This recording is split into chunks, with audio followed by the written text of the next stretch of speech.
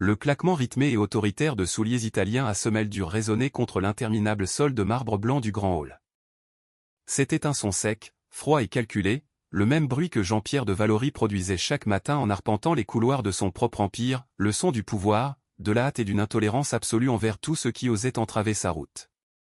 À la tête d'une fortune colossale, Jean-Pierre n'était pas seulement un magnate des télécommunications, c'était un homme qui avait blindé son cœur avec la même efficacité qu'il protégeait ses actifs financiers. Son costume bleu marine, taillé sur mesure par les meilleurs tailleurs d'Europe, ne présentait pas le moindre faux pli, reflétant la rigidité avec laquelle il gérait son existence depuis que le destin lui avait arraché son épouse, Léa, 5 ans auparavant. Le téléphone pressé contre l'oreille, sa main libre gesticulant agressivement dans le vide, Jean-Pierre aboyait des ordres à son vice-président financier. La fusion avec la firme asiatique atteignait un point critique, et il n'était nullement disposé à perdre le moindre centime à cause de l'incompétence de ses juristes. « Je me moque de ce que stipule la clause, Olivier. » Tonna Jean-Pierre, sa voix ricochant sur les murs minimalistes ornés d'œuvres d'art abstrait dont le prix dépassait ce qu'une famille moyenne gagnait en une décennie. « Je veux cette signature aujourd'hui, avant midi. S'il n'accepte pas la réduction de 7%, nous annulons tout. Absolument tout. Je ne suis pas ici pour faire la charité, je suis là pour doubler le patrimoine. Fais en sorte que cela arrive ou commence à vider ton bureau. » Il coupa la communication d'un mouvement brusque du pouce, sentant la tension s'accumuler dans sa nuque. Il avait besoin de café. Il avait besoin de cette injection de caféine noire et amère qui lui permettait de fonctionner comme la machine parfaite que tous attendaient qu'il fût. Il pivota vers la gauche, se dirigeant vers l'office et la grande cuisine, s'attendant à y trouver, comme à l'accoutumée, le silence immaculé et stérile de sa maison de maître. Il espérait trouver la machine à expresso de dernière génération prête à l'emploi, les surfaces dégagées, et peut-être, quelque part au loin dans la vaste demeure, le bourdonnement des équipements médicaux qui maintenaient son fils stable. Cependant, en poussant la porte battante de l'immense cuisine, l'univers de Jean-Pierre s'arrêta net. Il n'y avait point de silence, point de stérilité. Ce qui frappa ses sens fut une explosion de vie que son cerveau, habitué au graphique boursier et à la solitude, mit quelques secondes à traiter. L'arôme qui flottait dans l'air n'était pas celui du café torréfié, mais une odeur douce, chaude et enveloppante, un mélange de vanille simple, de sucre glace et de cire fondue qui le transporta, l'espace d'une fraction de seconde, vers une enfance qu'il ne se rappelait presque plus. Jean-Pierre resta figé sur le seuil. Sa main, qui tenait encore son smartphone dernier cri, s'abaissa lentement jusqu'à devenir inerte le long de son flanc. Ses yeux s'écarquillèrent, mêlant choc, incrédulité et une étrange pointe au cœur qu'il ne sut identifier. La scène qui se déroulait devant lui semblait tirée d'une autre réalité, une réalité qui n'appartenait pas à la froideur de la maison de maître des Valory. La cuisine, baignée par la lumière dorée et généreuse du matin provençal filtrant à travers les baies vitrées, brillait d'une manière différente. Ce n'était pas l'éclat du luxe, c'était l'éclat de l'humanité. Là, au centre de cet espace conçu par des architectes de renom, se trouvait Valérie, la nouvelle gouvernante.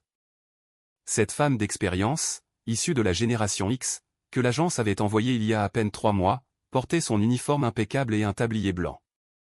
Mais ce qui captura le regard de Jean-Pierre, ce furent ses gants en caoutchouc d'un jaune éclatant qui lui montaient jusqu'au coude. Elle était agenouillée à même le sol, indifférente à la dureté du carrelage, ignorant tout protocole de distance entre le personnel et le maître des lieux. Sa posture n'était pas celle de la soumission, mais de l'adoration. Et face à elle, il y avait Théo. Le cœur de Jean-Pierre fit un bond violent. Son fils. L'enfant de 5 ans qui, d'ordinaire, restait silencieux le regard perdu dans le vide ou connecté à une tablette. L'enfant dont la condition congénitale l'avait confiné à ce fauteuil roulant rouge que Jean-Pierre percevait toujours comme le symbole de son échec personnel et de la tragédie de son veuvage. Mais le Théo qu'il voyait à cet instant ne ressemblait pas à un enfant malade. Théo avait les poings levés en l'air dans un geste de victoire absolue. Son petit visage pâle était transfiguré par un sourire si grand, si authentique et débordant, qu'il dévoilait toutes ses dents de lait. Ses yeux bleus, habituellement éteints, brillaient d'une intensité fébrile, reflétant la lueur vacillante des bougies. « Souffle fort, mon champion, de toutes tes forces !» encourageait Valérie, des larmes de joie roulant sur ses joues, ses mains gantées applaudissant à un rythme contagieux. Sur un petit tabouret en plastique qui jurait comiquement avec l'îlot en granit noir, reposait un petit gâteau. Ce n'était pas une pâtisserie fine commandée chez un traiteur parisien avec des ornements en feuilles d'or. C'était un gâteau fait maison, légèrement incliné, couvert d'un glaçage irrégulier et décoré de copeaux aux couleurs vives. Dessus, 5 bougies de cire bon marché luttaient pour rester allumées sous le souffle ému de l'enfant. Des ballons étaient attachés aux accoudoirs du fauteuil de Théo, des ballons rouges, bleus et jaunes qui se balançaient doucement au gré des mouvements spasmodiques de bonheur de l'enfant. La scène était une peinture hyper-réaliste d'amour pur, un retable de félicité domestique que Jean-Pierre ressentit comme une gifle sur son visage parfaitement rasé. Le magnate sentit l'air s'échapper de ses poumons. Durant 5 ans, il avait pourvu aux besoins de Théo avec les meilleurs médecins, les thérapeutes les plus réputés d'Europe, les infirmières les plus qualifiées et les équipements les plus avancés que l'argent pouvait acheter. Il avait signé des chèques aux montants astronomiques sans sourciller. Et pourtant, en 5 ans, jamais, pas une seule fois, il n'avait réussi à arracher à son fils une expression de bonheur ne serait-ce que remotement comparable à celle que cette femme de service, avec ses gants de ménage, avait obtenue avec un gâteau de quelques euros. La beauté du moment était indéniable, mais pour un homme comme Jean-Pierre, dont le contrôle sur son environnement était absolu, cela ressemblait à une transgression, une invasion, une preuve vivante de sa propre incompétence émotionnelle exposée à la lumière du soleil. Le rire gargouillant de Théo, un son que Jean-Pierre avait oublié, emplit la cuisine. L'homme d'affaires serra son téléphone jusqu'à ce que ses jointures blanchissent. La surprise initiale commença à muter rapidement, se transformant en une armure défensive de colère et de confusion. Comment osait-il ? Comment osait-elle être heureuse avec son fils dans sa maison, alors qu'il vivait submergé dans l'obscurité de son deuil et de ses obligations ? Il se sentit un étranger dans sa propre cuisine, un intrus dans la vie de son propre fils, et cela, pour un homme habitué à être le maître de l'univers, était impardonnable. La bulle de magie éclata avec la brutalité d'un cristal se brisant au sol. Que signifie cela ? La voix de Jean-Pierre ne fut pas un cri, mais elle eut le poids et la froideur d'une sentence judiciaire. Elle trancha l'air chaud de la cuisine, réduisant instantanément au silence le rire de Théo et figeant le sourire sur le visage de Valérie. L'enfant baissa les bras immédiatement, comme si un ressort invisible l'avait propulsé en arrière. Son corps se recroquevilla dans le fauteuil roulant, retrouvant cette posture défensive et minuscule qu'il adoptait toujours lorsque son père était proche. La lumière dans ses yeux s'éteignit, remplacée par la peur instinctive d'avoir commis une faute. Valérie se tourna brusquement, toujours à genoux. En voyant la figure imposante de son patron dans l'encadrement de la porte, son costume sombre se découpant contre la lumière du couloir, les couleurs fuirent son visage. Elle se leva maladroitement, manquant de trébucher sur ses propres pieds, et lissa son tablier avec ses mains gantées, tachant légèrement le tissu blanc avec le résidu jaune du caoutchouc, dans un geste nerveux et désespéré. « Monsieur de Valory » balbutia-t-elle, la voix tremblante, baissant le regard vers les souliers cirés de l'homme. « Non, je ne vous ai pas entendu arriver, je... » « Nous. » Jean-Pierre avança de 3 pas dans la cuisine. Chaque pas résonnait comme un coup de marteau. Il ignora son fils. Il ne pouvait pas le regarder. Il ne pouvait supporter de voir comment la joie s'était évanouie si vite par sa faute. Ainsi, par mécanisme de défense, il focalisa toute sa frustration sur l'employé. Il était plus facile d'être en colère contre elle que d'affronter l'abîme qui le séparait de Théo. « Je t'ai posé une question », dit Jean-Pierre en s'arrêtant face à l'îlot central, regardant avec un dégoût évident le petit gâteau coloré qui semblait une tache vulgaire sur son granit immaculé. « C'est quoi tout ce cirque ? Je te paie pour organiser des goûters d'enfants sur tes heures de travail ou pour maintenir cette maison en ordre ?» Valérie déglutit, ses yeux s'emplissant de larmes, non de tristesse, mais de l'humiliation cuisante d'être réprimandée devant l'enfant qu'elle tentait de protéger. « Monsieur, ce n'est pas une fête, c'est juste un moment. » Valérie tenta de garder son calme. Sa voix était douce mais ferme, imprégnée d'une dignité qui irrita encore plus Jean-Pierre. Nous étions en train de célébrer. Célébrer ? L'interrompit-il en lâchant un rire cynique et bref, dénué d'humour. Il consulta sa Rolex en or blanc, un geste automatique pour souligner la valeur de son temps. Il est 10 heures du matin un mardi. Je devrais être en train de conclure un accord de 40 millions d'euros, et au lieu de cela, je suis ici à regarder mon employé de maison transformer ma cuisine en garderie bon marché. Jean-Pierre pointa le gâteau d'un doigt accusateur. Et ça ? As-tu une idée du régime strict que les nutritionnistes ont conçu pour Théo ? Sais-tu combien cela coûte de maintenir son système immunitaire stable ? Et toi, tu lui donnes. Il fit une grimace de dégoût en voyant le glaçage brillant. du sucre transformé et des colorants? Essaies-tu de le rendre malade? Est-ce cela, ou es-tu simplement si irresponsable que cela t'importe peu? Non, monsieur, jamais je ne lui ferai de mal. S'exclama Valérie, faisant un pas en avant instinctivement pour s'interposer entre la colère de Jean-Pierre et le fauteuil roulant, telle une lionne protégeant son petit. C'est un gâteau à l'avoine et à la banane, monsieur. Le glaçage est au yaourt naturel avec des colorants végétaux. Je l'ai fait moi-même hier soir chez moi, avec mon argent. Il n'a pas de sucre, c'est sans danger. La réponse le prit au dépourvu, désarmant son argument logique, ce qui ne servit qu'à l'enrager davantage, il détestait perdre le contrôle de la narration. Avec ton argent? Répéta-t-il en arquant un sourcil incrédule. Et tu espères que je te le rembourse, ou attends-tu un pourboire pour ton initiative? Laisse-moi être très clair, Valérie. Je ne te paie pas pour ton initiative, je te paie pour ton obéissance. Je te paie pour que tu fasses la poussière, que tu laves le linge et que tu t'assures que Théo soit propre et en sécurité jusqu'à ce que ses vrais thérapeutes arrivent. Tu n'es pas sa mère, tu n'es pas son ami, tu es l'employé. Le mot « employé » sortit de sa bouche comme une insulte, chargée de mépris de classe.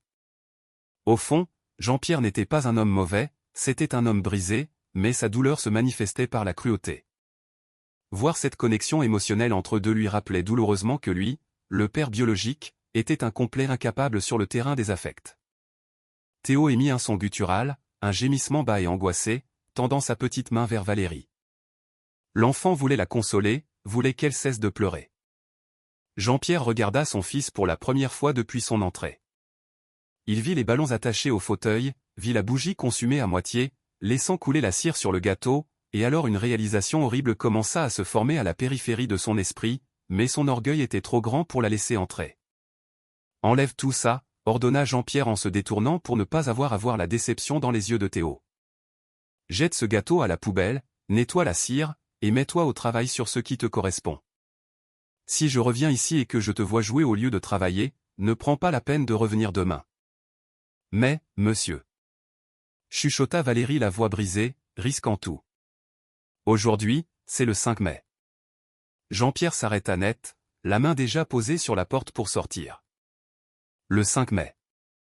La date flotta dans l'air, lourde et accusatrice. Son esprit, ordinateur parfait pour les affaires, chercha dans ses archives de données. 5 mai, réunion avec les investisseurs japonais. Révision des actions. 5 mai. L'estomac lui fit un nœud avec une nausée soudaine. Théo avait 5 ans aujourd'hui. Il avait oublié l'anniversaire de son propre fils. Non seulement il avait oublié, mais il était entré pour hurler sur la seule personne au monde qui s'en était souvenu et qui avait tenté de rendre cette journée spéciale. Cependant, la honte fut si écrasante, si toxique, que Jean-Pierre ne put l'admettre. Il ne pouvait se retourner, s'excuser et se joindre à la fête. Cela aurait requis une humilité qu'il avait enterrée avec son épouse. Son ego construisit un mur instantané pour le protéger de la douleur de sa propre erreur. Il serra la mâchoire, tendant les muscles de son visage jusqu'à la douleur. Il ne se retourna pas. Il ne regarda pas en arrière. « J'ai dit de nettoyer ce désastre », dit-il d'une voix glaciale et morte. Une voix qui ne semblait pas la sienne. « Et assure-toi qu'il soit prêt pour sa thérapie à 11 heures. Je ne veux pas d'excuses. » Il sortit de la cuisine, laissant la porte battante se refermer derrière lui en oscillant violemment. Une fois dans le couloir, hors de leur vue, Jean-Pierre s'appuya contre le mur froid, respirant avec agitation. Il desserra le nœud de sa cravate en soie, sentant qu'elle l'étouffait. Il entendit, étouffé par la distance, le son inconfondible de Valérie sanglotant doucement et le grincement des roues du fauteuil de Théo s'approchant d'elle. Jean-Pierre ferma les yeux et, dans l'obscurité de ses paupières, vit de nouveau le sourire de son fils. Ce sourire qu'il avait effacé en moins de 3 minutes.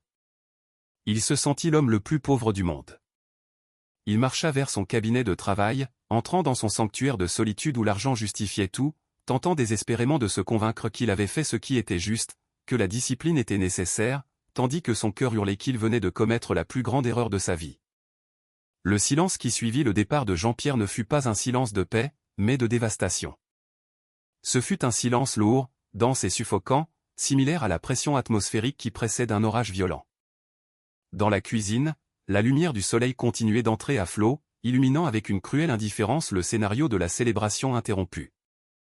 Mais la chaleur s'était totalement évaporée. Valérie resta immobile durant quelques secondes éternelles, les mains gantées pressées contre sa poitrine, comme si elle tentait de contenir physiquement la douleur que lui provoquaient les mots de son patron. Elle ne pleurait pas pour elle. Son orgueil était résistant, forgé par des années de dur labeur et de sacrifice. Elle pleurait pour l'enfant. Théo, recroquevillé dans son fauteuil roulant, avait baissé la tête. Ses mains, qui quelques instants plus tôt s'agitaient avec enthousiasme, reposaient maintenant inertes sur ses jambes fines couvertes d'un pantalon de tissu souple. Le ballon rouge attaché à la coudoir effleura sa joue, mais il ne réagit pas. La honte de son père s'était transférée à lui par osmose. Bien qu'il n'eût que 5 ans et que sa compréhension du monde fût limitée, il comprenait parfaitement le ton du rejet. Il comprenait que son rire avait dérangé l'homme grand et sombre qui parfois le regardait depuis les portes, mais n'entrait jamais. « Ce n'est rien, mon amour », chuchota Valérie, forçant un sourire qui n'atteignit pas ses yeux en s'approchant de lui. Sa voix tremblait, trahissant sa tentative de force. « Tout va bien. Papa. Papa a juste beaucoup de travail. Les hommes importants ont beaucoup de soucis en tête, tu sais ? Ce n'est pas ta faute, ce n'est jamais ta faute. » Elle commença à bouger, non avec la joie rythmique d'avant, mais avec l'efficacité mécanique d'une employée craignant pour sa subsistance. Elle commença à détacher les ballons avec des doigts maladroits. Le crissement du caoutchouc en défaisant les nœuds sonna de manière stridente dans la quiétude de la cuisine. Soudain, la porte battante s'ouvrit à nouveau. Valérie fit un bond, la panique se reflétant dans ses yeux sombres. Jean-Pierre était revenu. Il n'était pas revenu pour s'excuser. C'était évident à la rigidité de sa mâchoire et à la façon dont ses yeux balayèrent la pièce avec dédain. Il avait oublié son téléphone mobile sur l'îlot en granit, près de la corbeille à fruits au design géométrique. Jean-Pierre marcha vers l'îlot à pas longs et décidé. En prenant le téléphone, son regard tomba inévitablement sur le gâteau. Il était encore là. La bougie éteinte, la fumée grise déjà dissipée, le glaçage coloré défiant l'esthétique monochromatique de sa vie. « Tu le regardes encore ?» dit Jean-Pierre, la voix dénuée de chaleur, observant comment Valérie tenait les ballons dégonflés dans une main. « Je t'ai donné un ordre explicite, Valérie. J'ai dit de te débarrasser de ça. Je le fais, monsieur. J'étais juste. Je ne veux pas d'explication, la coupa-t-il, sentant une irritation irrationnelle. Voir le gâteau l'a été comme voir la preuve d'un crime, le crime de son propre oubli. Jette-le maintenant, devant moi. Je ne veux pas que tu attendes que je parte pour le lui donner en cachette et ruiner sa digestion. » Valérie le regarda avec incrédulité. « Monsieur, s'il vous plaît, c'est son anniversaire, juste un morceau. Je vous promets que cela ne lui fera pas de mal. » Il était si impatient. L'illusion ne nourrit pas, Valérie. La discipline, si, répliqua Jean-Pierre, inflexible. Sa cruauté était un bouclier. S'il cédait maintenant, s'il montrait de la faiblesse, il devrait admettre que le monstre, c'était lui, et non le sucre. Fais-le. Le cœur brisé, Valérie prit l'assiette avec le gâteau. Ses mains, protégées par les gants jaunes, tremblaient visiblement. Elle marcha vers la poubelle automatique en acier inoxydable. Le capteur détecta sa présence et le couvercle s'ouvrit avec un bourdonnement doux et technologique. Théo, voyant ce qui allait se produire, émit un son déchirant. Ce ne fut pas un pleur commun, ce fut un gémissement guttural, profond, une tentative désespérée de communication qui jaillit de sa gorge bloquée. « Ah ! Non, non !» tenta d'articuler l'enfant, étirant son bras droit avec un effort spasmodique vers le gâteau. Ses doigts se courbèrent dans l'air, essayant de saisir l'inaccessible. Jean-Pierre observa la scène avec un mélange d'impatience et d'inconfort viscéral. Pour lui, ces sons n'étaient pas des mots, ils étaient le rappel constant de l'imperfection, de la tragédie médicale qui avait défini sa vie. « Ça suffit, Théo », dit Jean-Pierre avec sévérité mais sans crier, maintenant ce ton distant d'autorité. « Arrête de faire ce bruit, comporte-toi bien. » Mais Théo ne pouvait pas se comporter selon les standards corporatifs de son père. L'enfant commença à s'agiter dans le fauteuil, frappant la coudoir, la frustration de ne pouvoir parler et la tristesse de voir son petit miracle sur le point d'être détruit s'effondrant sur lui. « Monsieur, il veut vous dire quelque chose », intervint Valérie, arrêtant le gâteau au-dessus de la gueule de la poubelle. Il essaie de parler. Regardez-le, s'il vous plaît. Regardez-le dans les yeux. Il ne fait pas un caprice, il souffre. Il est surexcité par ta faute. Sentant ça Jean-Pierre, refusant de croiser les yeux bleus de son fils. Ses yeux qui étaient identiques à ceux de la femme qui l'avait enterré. Jette le gâteau et emmène-le dans sa chambre pour qu'il se calme avant l'arrivée du thérapeute. C'est un ordre. Valérie ferma les yeux. Une larme solitaire s'échappa et roula jusqu'à son menton. Elle comprit qu'insister davantage ne provoquerait que son renvoi. Et si elle était renvoyée, qui protégerait Théo? Qui lui chanterait des chansons en nettoyant les vitres? D'un mouvement douloureux, elle laissa tomber le gâteau dans le conteneur. Le bruit sourd de l'assiette en carton et du gâteau frappant le fond du sac poubelle résonna comme un coup de feu dans la cuisine. Le couvercle se referma automatiquement, scellant l'obscurité. Théo lâcha un sanglot étouffé et laissa tomber sa tête contre sa poitrine, vaincu. Il n'essaya plus de bouger, il resta immobile, se faisant aussi petit et invisible que possible, éteignant sa propre lumière pour ne plus déranger. Jean-Pierre sentit une pointe aiguë dans l'estomac, un acide corrosif qui remontait son œsophage. Il avait gagné. Son ordre avait été exécuté. La cuisine revenait à l'ordre. Alors, pourquoi se sentait-il comme s'il venait de perdre quelque chose d'irrécupérable? Pourquoi l'image de son fils capitulant lui faisait-elle plus mal que n'importe quelle perte financière? Il ne put supporter d'être là une seconde de plus. Le téléphone à la main, il fit demi-tour et sortit de la cuisine à pas rapides, fuyant presque, laissant derrière lui la femme qui pleurait en silence et le fils à qui il venait de briser le cœur. Le cabinet de travail de Jean-Pierre de Valory était situé dans l'allée du manoir, loin du bruit, loin de la cuisine, métaphoriquement, loin de la vie elle-même. C'était un sanctuaire d'acajou sombre, de cuir véritable et de technologie de pointe. Les murs étaient tapissés d'étagères remplies de livres de droit et d'économie qu'il lisait rarement, mais qui projetaient l'image correcte d'érudition et de pouvoir.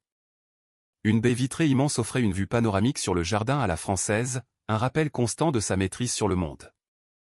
Jean-Pierre ferma la lourde porte derrière lui, s'assurant que le pen fit un clic. Il avait besoin de cette barrière physique, il avait besoin de s'isoler. Il marcha vers son bureau, une immense dalle de bois massif qui semblait plus une forteresse qu'un lieu de travail, et se laissa tomber dans son fauteuil exécutif à haut dossier. Le cuir craqua sous son poids. La climatisation bourdonnait avec une efficacité silencieuse, maintenant la pièce à 18 degrés constants, un contraste brutal avec la chaleur humaine qu'il avait laissée dans la cuisine.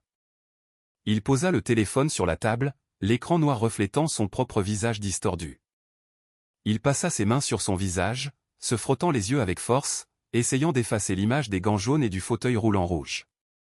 Il tenta de travailler, alluma son écran ultra large et ouvrit les documents de la fusion.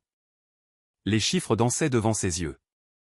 40 millions, 7%, marge de retour, EBITDA, des concepts qu'il maîtrisait, une langue qu'il parlait couramment et qui lui avait toujours donné de la sécurité. L'argent était logique. L'argent ne pleurait pas. L'argent ne vous regardait pas avec des yeux déçus. Mais aujourd'hui, les nombres n'avaient aucun sens. Son regard dévia, comme s'il avait une volonté propre, vers le seul objet personnel de tout le bureau. Un cadre en argent sterling placé discrètement dans un coin, loin de la vue des visiteurs, mais toujours dans son angle de vision périphérique. C'était une photographie de Léa. Elle avait été prise un mois avant l'accident, non, un mois avant l'accouchement. Léa était radieuse, vêtue d'une robe d'été blanche, les mains berçant son ventre rebondi, riant vers l'objectif avec cette vitalité qui la caractérisait. Elle avait la tête rejetée en arrière, ses cheveux châtains pris dans le vent. Elle était pleine de vie, pleine de promesses, pleine d'avenir. Jean-Pierre saisit le cadre avec des mains tremblantes. Le verre était froid. « Pardonne-moi, Léa » murmura-t-il à la pièce vide, sa voix se brisant dans la solitude de son cabinet. La mémoire, toujours à l'affût, l'assaillit avec violence.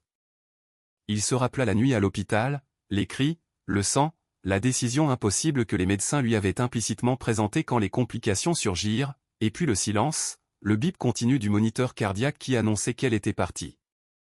Et au milieu de ce silence de mort, le pleur faible d'un bébé, Théo. Durant 5 ans, Jean-Pierre avait lutté contre un ressentiment obscur et secret qui le rongeait de l'intérieur. Il aimait son fils, ou du moins c'est ce qu'il se disait, car c'était son devoir. Mais chaque fois qu'il regardait Théo, il ne voyait pas un enfant. Il voyait le prix qu'il avait payé. Il voyait la cause de l'absence de Léa. Il vit parce qu'elle est morte. C'était la pensée toxique qui traversait parfois son esprit lors des nuits d'insomnie, une pensée qu'il enterrait sous des couches de travail et de cadeaux onéreux. Il avait converti sa paternité en une transaction financière. Il avait besoin de soins. Il engageait les meilleures infirmières. Il avait besoin de thérapie. Il payait les meilleurs spécialistes. Il croyait qu'avec son chéquier, il accomplissait son devoir. Il croyait que pourvoir était synonyme d'aimer. Mais aujourd'hui, cette illusion s'était fissurée.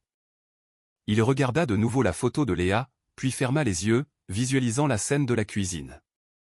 Il vit Valérie, cette femme qui gagnait le salaire minimum, une inconnue sans lien de sang, donnant à Théo ce que lui, avec tous ses millions, lui avait refusé, la joie. « J'ai oublié son anniversaire, Léa », confessa Théo à haute voix, et les mots eurent un goût de cendre dans sa bouche. « Je suis un misérable. J'ai complètement oublié. » Soudain, son téléphone vibra sur la table, le faisant sursauter. L'écran s'illumina avec une notification du calendrier programmé par son ancienne secrétaire des années auparavant comme une récurrence automatique, rappel, anniversaire de Théo, 5 ans. L'ironie fut si cruelle que Jean-Pierre eut envie de lancer le téléphone contre le mur. L'appareil lui rappelait ce que son cœur avait omis. Il se leva, incapable de rester assis, marcha vers la baie vitrée et regarda en bas, vers le jardin à la française parfaitement entretenu de sa propriété. De là-haut, tout semblait petit, ordonné et sous contrôle, mais lui se sentait un chaos. Il se souvint du regard de Valérie. Il n'y avait pas de peur dans ses yeux quand elle avait défendu le gâteau.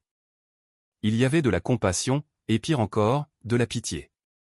La gouvernante avait pitié du millionnaire. Elle savait quelque chose qu'il ignorait. Elle avait déchiffré le code de son fils, ce langage de gestes et de regards qui, pour Jean-Pierre, était une énigme indéchiffrable. « Ton papa t'aime, seulement son cœur est blessé », avait-elle dit à l'enfant. Jean-Pierre avait entendu cette phrase avant d'entrer, bien qu'il n'eût pas voulu l'admettre sur le moment. Était-il réellement blessé, ou était-il mort de l'intérieur? Il appuya son front contre la vitre froide de la fenêtre. L'image de Théo essayant de parler, essayant d'atteindre le gâteau, se répétait en boucle dans son esprit. Ce son, n'était pas juste du bruit. Jean-Pierre, dans sa solitude, commença à l'analyser avec la froideur de qui analyse un enregistrement. Il y avait une intention dans ce son. Il y avait un désir désespéré de connecter, et lui l'avait réduit au silence. Il l'avait envoyé dans sa chambre comme s'il s'agissait d'un meuble défectueux qui encombrait la décoration. Une larme solitaire, lourde et brûlante, roula sur la joue de Jean-Pierre, tombant sur le revers de son costume à 3000 €. Il l'essuya avec fureur.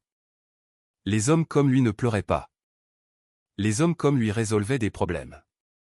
Mais ce problème ne pouvait se régler avec un virement bancaire. Il se tourna vers la porte du bureau. Il savait qu'il ne pouvait rester là caché toute la journée. Il savait qu'il devait sortir, mais la peur le paralysait. Peur de voir Théo et ne pas savoir quoi dire. Peur de voir Valérie et devoir admettre qu'elle avait raison. Peur d'affronter la vérité que dans cette maison immense, il était le seul véritablement handicapé émotionnellement. Jean-Pierre respira profondément, ajustant le nœud de sa cravate, reconstruisant son masque de froideur. Il devait ressortir, il devait aller à la cuisine, peut-être chercher un verre d'eau, peut-être tenter de trouver une excuse pour réparer ce qu'il avait brisé, bien que lui-même ne sût par où commencer.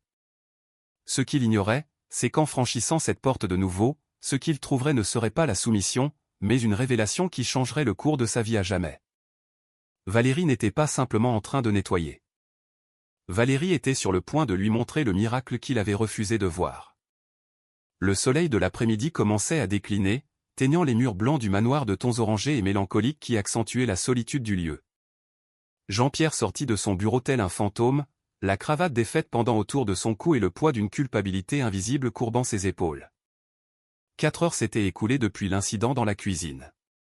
4 heures durant lesquelles il n'avait signé aucun document. 4 heures à regarder le curseur clignoter sur son écran, tourmenté par l'écho du gémissement de son fils et la dignité silencieuse de l'employé qui l'avait humilié. La faim physique, un besoin primitif que même son angoisse émotionnelle ne pouvait supprimer totalement, le poussa vers le rez-de-chaussée. Mais plus fort que la faim était le besoin de réparer les dégâts, bien que son orgueil luttât encore contre l'idée de demander pardon à une subordonnée. Il descendit l'escalier principal à pas prudents, évitant de faire du bruit, dépouillé de l'arrogance avec laquelle il avait marché ce matin-là. La maison était dans un silence absolu, un silence qui n'était pas paix, mais absence de vie. En s'approchant du couloir qui connectait à la zone de service et à la cuisine, il entendit un murmure doux, des voix. Jean-Pierre s'arrêta. Son instinct lui dit d'entrer et de se faire présent, mais la lâcheté le cloua sur place. Il se colla au mur juste avant l'arche d'entrée de la cuisine, devenant un espion dans son propre foyer. « Je sais, mon amour, je sais. C'était bon, n'est-ce pas? Même si tu n'as pu goûter qu'un tout petit peu du glaçage avec le doigt. » C'était la voix de Valérie. Elle sonnait douce, mais il y avait un fond d'épuisement et de tristesse que Jean-Pierre n'avait jamais remarqué auparavant. Il se pencha millimétriquement. La scène qu'il vit lui serra le cœur. Valérie et Théo n'étaient pas à la table principale. Ils étaient assis dans un coin accueillant de la cuisine, près de la fenêtre donnant sur le verger. Elle était assise par terre, jambes croisées, et Théo était dans son fauteuil face à elle. Il n'y avait pas de gâteau, pas de ballon. Sur une assiette simple, Valérie avait coupé une pomme en forme d'étoile et de lune. Papa était très fâché, balbutia Théo, ou du moins c'est ce qu'interpréta Jean-Pierre des sons gutturaux et du langage des signes basiques que l'enfant tentait de faire avec ses mains rigides. Le magnate sentit un froid glacial en réalisant que son fils, qu'il croyait incapable de communiquer, tenait une conversation fluide avec la nounou. Valérie prit une des étoiles de pomme et l'approcha de la bouche de l'enfant. « Non, ma vie. Regarde-moi dans les yeux, dit-elle avec une fermeté affectueuse en lui essuyant une miette sur la joue. Papa n'était pas fâché contre toi. Papa. » Valérie fit une pause, cherchant ses mots, et Jean-Pierre retint son souffle, s'attendant à entendre le poison, s'attendant à ce qu'elle dise à l'enfant que son père était un ogre cruel. Il le méritait. Mais ce que Valérie dit le laissa sans air. Papa a un cœur très grand, Théo, mais parfois il lui fait très mal. Tu te souviens quand tu es tombé et que tu t'es éraflé le genou et que tu as crié? Eh bien, le cœur de papa crie comme ça parfois parce que ta maman lui manque beaucoup. Quand il a jeté le gâteau, ce n'était pas parce qu'il ne t'aime pas, c'était parce qu'il veut que tu sois si fort et en bonne santé qu'il a peur du sucre. Il veut te protéger. Seulement, parfois. Parfois les papas se trompent sur la façon de le dire. Jean-Pierre ferma les yeux, appuyant sa nuque contre le mur. Une vague de honte le parcourut de la tête aux pieds. Elle le défendait. Après la façon dont il l'avait traité, après qu'il l'eût menacé de renvoi, elle tissait un filet d'amour pour que l'image du père ne se brisât pas dans l'esprit de l'enfant. Elle traduisait sa cruauté dans un langage d'amour pour protéger Théo. Papa. Veut. Tenta de dire Théo, ses yeux bleus cherchant confirmation. Oui, papa t'aime, affirma Valérie en souriant bien que ses yeux brillassent de larmes non versées. Et je vais te confier un secret. Ce gâteau, sais-tu pourquoi je l'ai acheté? Parce que papa travaille tant pour t'acheter cette maison et tes médicaments que sa tête est pleine de chiffres et il a oublié de me laisser l'argent de la semaine. Mais ce n'est pas grave, parce que j'avais mes économies. Jean-Pierre sentit comme s'il avait reçu un coup de poing dans l'estomac. Il se souvint du message de la banque d'il y a 3 jours. Une notification automatique qu'il avait ignorée, virement hebdomadaire vers petite caisse échouée. Autorisation en attente. Il avait été si obsédé par la fusion asiatique qu'il avait oublié de transférer l'argent pour la nourriture et les dépenses de la maison.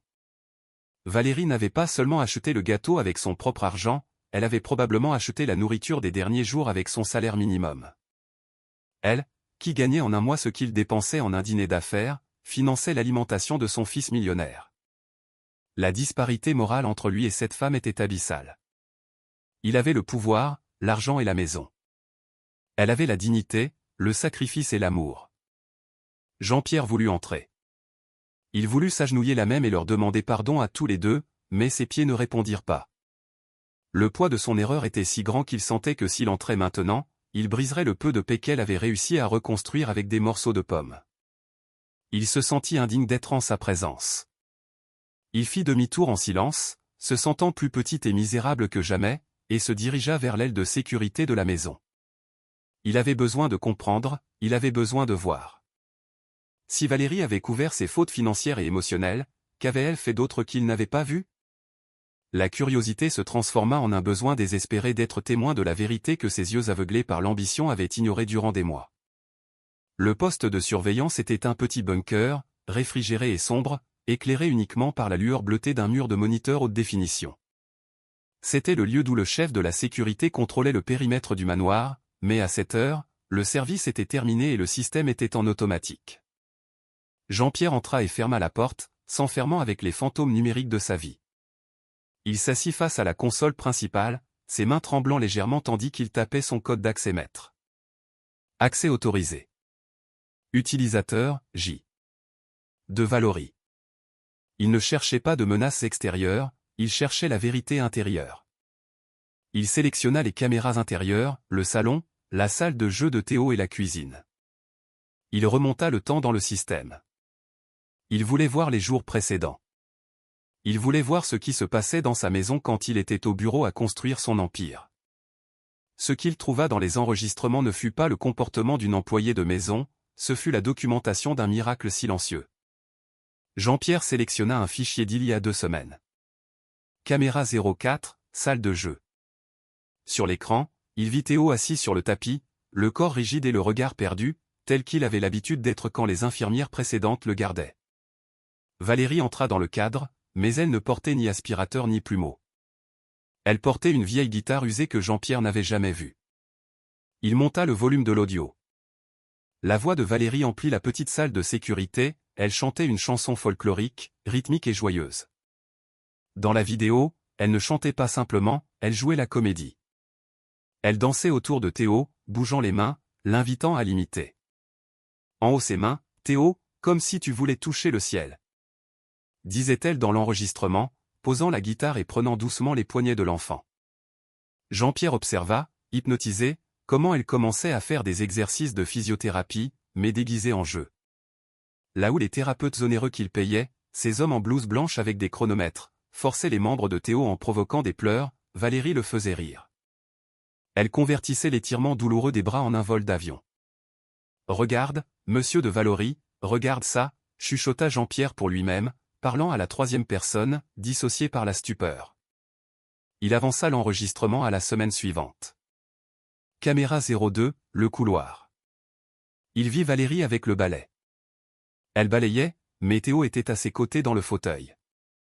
Soudain, Valérie lâcha le balai et commença à danser une valse imaginaire avec le balai comme partenaire, faisant des grimaces amusantes. Théo, dans son fauteuil, riait tellement que son corps était secoué, et alors cela arriva. Sur l'écran granuleux, Jean-Pierre vit quelque chose que les médecins lui avaient dit être impossible en raison de l'amyotrophie spinale de Théo. Théo, impulsé par l'émotion et le désir de se joindre à la danse de Valérie, leva les 2 bras au-dessus de sa tête sans aide. Et non seulement cela, il tourna le tronc vers la gauche, suivant le mouvement de la femme. Jean-Pierre mit la vidéo en pause, revint en arrière, la regarda de nouveau. Théo avait une mobilité limitée, oui, mais il avait de la force dans le tronc. Une force que personne ne lui avait rapportée. Pourquoi personne ne m'a dit ça? Se demanda Jean-Pierre, la colère se mêlant à l'émerveillement. Il continua de chercher. Il trouva des vidéos de Valérie lui apprenant à manger seule, avec une patience infinie, nettoyant chaque dégât sans une plainte, célébrant chaque cuillère qui arrivait à la bouche comme s'il s'agissait d'une victoire olympique. Il vit des moments où Théo pleurait de frustration et où elle le berçait dans ses bras, le balançant pendant près d'1 heure d'affilée, lui chantant à l'oreille jusqu'à ce qu'il se calme, tandis que l'aspirateur gisait oublié dans un coin. Jean-Pierre réalisa que Valérie terminait souvent ses tâches de ménage tard dans la nuit, bien après son heure de sortie, parce qu'elle passait la journée à se consacrer à la réhabilitation de Théo. Il vit les heures dans le coin de l'écran, 20h30, 21h30. Elle était toujours là, repassant ses chemises ou lavant le sol quand Théo dormait déjà, pour compenser le temps qu'elle avait volé à la maison pour le donner à l'enfant. Elle ne volait pas du temps, elle offrait de la vie. Le dernier enregistrement qu'il vit fut celui du matin précédent. Ils étaient dans la cuisine. Valérie préparait le gâteau. Théo aidait, le visage taché de farine. « Demain c'est ton jour, champion », lui disait Valérie dans la vidéo.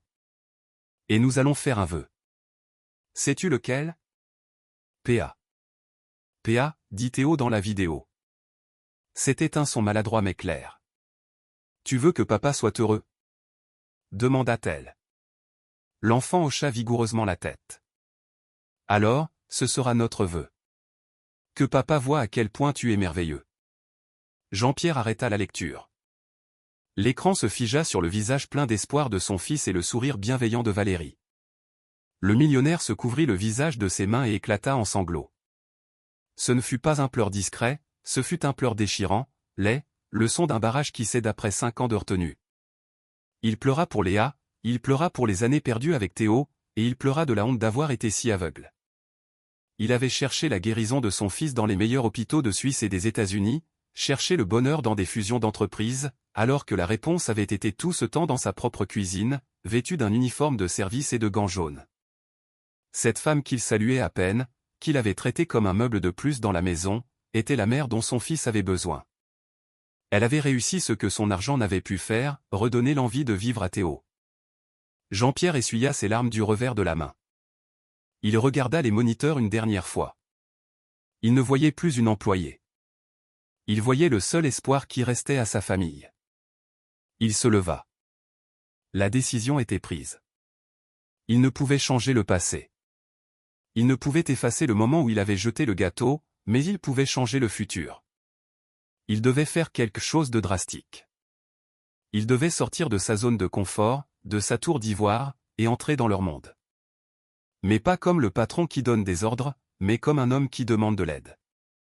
Il sortit de la salle de sécurité avec une détermination nouvelle dans les yeux. Il se moquait désormais de la fusion asiatique, il se moquait du conseil d'administration, la seule chose qui importait était de récupérer ce sourire qu'il avait vu sur l'écran, et il savait exactement ce qu'il devait faire pour commencer, même si cela signifiait détruire son image d'homme de fer à jamais. Le couloir qui menait à la chambre de Théo semblait plus long ce soir-là, comme si le manoir lui-même s'étirait pour retarder le moment inévitable. Jean-Pierre marchait lentement, sentant le poids de ses propres pas sur le tapis de laine vierge. Ce n'était plus le maître de maison qui marchait, c'était un intrus pénitent s'approchant d'un sanctuaire qu'il avait profané. La porte de la chambre était entr'ouverte, laissant échapper une frange de lumière chaude et ténue vers l'obscurité du couloir. De l'intérieur ne parvenait pas de rire cette fois, seulement le son doux d'une respiration cadencée et le bruissement du tissu. Jean-Pierre poussa la porte du bout des doigts, avec une délicatesse qu'il n'avait pas employée depuis des années. La chambre de Théo était un musée de la solitude infantile, des étagères remplies de jouets importés qui n'avaient jamais été sortis de leur boîte, des peluches géantes qui semblaient des sentinelles muettes, et de la technologie de pointe accumulant la poussière. Au centre, cependant, la scène était différente. Théo n'était pas dans son lit au design ergonomique, il était dans son fauteuil roulant, face à la fenêtre, regardant vers le jardin obscur. Valérie était à ses côtés, agenouillée, ajustant une couverture sur les jambes de l'enfant, lui chuchotant des mots de réconfort pour le préparer à dormir. En entendant le léger grincement des gonds, tous deux se retournèrent à l'unisson. La réaction fut immédiate et déchirante. Théo se recroquevilla visiblement, rentrant la tête dans les épaules comme une tortue cherchant refuge dans sa carapace. Ses mains, qui reposaient détendues sur la couverture, se tendirent en spasmes nerveux. La peur dans ses yeux bleus fut une dague directement dans le cœur de Jean-Pierre. Son propre fils était terrifié par lui. Valérie se leva d'un bond, s'interposant instinctivement entre le père et le fils. Sa posture était défensive, bien que ses mains tremblassent. Elle lissa son uniforme, baissa le regard, mais ne bougea pas d'un centimètre. Elle protégeait l'enfant de ce qu'elle supposait être une autre réprimande, une autre critique de sa gestion, un autre ordre froid. Monsieur de Valory, commença-t-elle d'un filet de voix. Je l'ai déjà prêt pour dormir. Ce n'est pas la peine d'entrer. Tout est en ordre. J'ai déjà jeté le gâteau, j'ai nettoyé la cuisine, il n'y a pas de désordre. Jean-Pierre resta planté au centre de la chambre, se sentant géant et gauche. Son costume de créateur, sa montre suisse, ses chaussures italiennes. Tout lui semblait ridicule à cet instant. Il se sentait déguisé d'un succès qu'il ne possédait pas. « Je ne viens pas inspecter, Valérie, dit Jean-Pierre. » Sa voix sonna rauque, brisée, dépourvue de l'autorité métallique qu'il utilisait d'habitude. Théo lâcha un petit gémissement et dévia le regard vers le sol. Jean-Pierre sentit ses jambes flancher. La culpabilité était une charge physique insupportable. Il regarda son fils. Il le regarda vraiment, non comme un problème médical à résoudre, mais comme un être humain petit et effrayé qui portait son propre sang.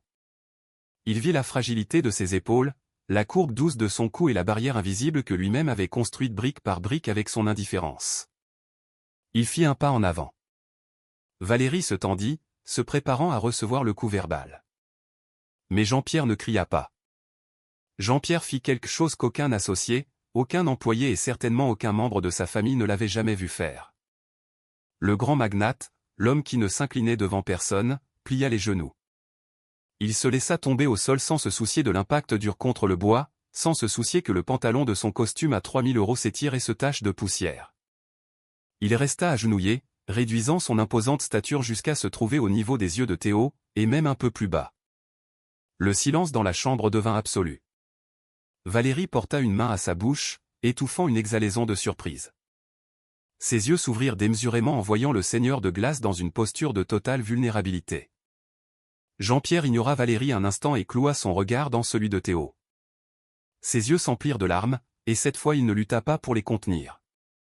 Il les laissa tomber l'une après l'autre, traçant des chemins humides sur son visage fatigué. Théo, chuchota Théil. L'enfant, confus par le changement de perspective, tourna la tête lentement. Pour la première fois de sa vie, il n'avait pas à regarder vers le haut pour voir son père.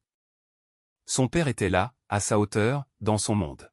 « Pardonne-moi, dit Jean-Pierre, et le mot sortit traînant, douloureux. « Pardonne-moi, fils. » Théo cligna des yeux, les lèvres entr'ouvertes.